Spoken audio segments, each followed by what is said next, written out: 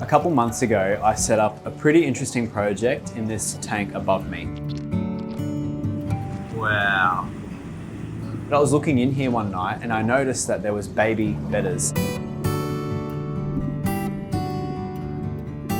This tank is 20 centimeters high, 2 foot wide and 3 foot long. Very interesting sized tank. I built this genuinely just because I had extra space on top of this fish tank rack and I wanted to maximize the amount of tanks I had in here. But I set up a really interesting project in here, and that was keeping a male and female betta together for a month and seeing what happened. And I set up this tank with a bunch of pothos just to create a ton of hiding spaces. Obviously it's quite a big volume of water, and I thought that because this is almost like a bit of a puddle, that it would actually act as a very natural environment. The male and female pretty much started breeding instantaneously. And because he was so occupied breeding and she was able to hide, they actually got along pretty well. I let the project go while I went away for about 5 weeks. I came back, yeah, they were both still alive, albeit the female was in pretty rough condition. It made me question whether this project was actually possible. Obviously people know that you can't keep fighting fish together. So I ended up taking her out pretty much after I came back from that trip and left him in here. But I was looking in here one night and I noticed that there was baby bettas and they were actually getting quite big.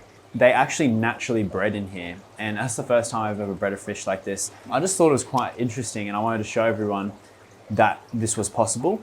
I'm just fascinated by how well it went. So let's see what we got. So I just finished pulling down this tank and you can see it's pretty messy. The pothos went pretty nuts in there and I just pulled it all out. So I caught as many as I could out and I caught these 4. I think there might be still one in there. You can see the difference in all the colors. So there's 2 that look really similar.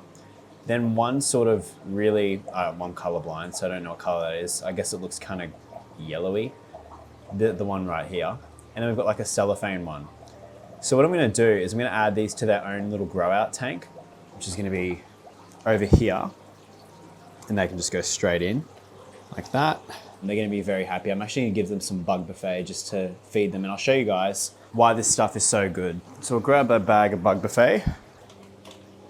And then the reason I love bug buffet so much is that you can crush it up into this fine dust. All of these little babies will definitely eat little particles of, and this is what I grew them up on. It actually provided food for all these babies to survive, because otherwise, if I was just feeding flakes or something like that, I'm not sure that any of these babies would have actually made it.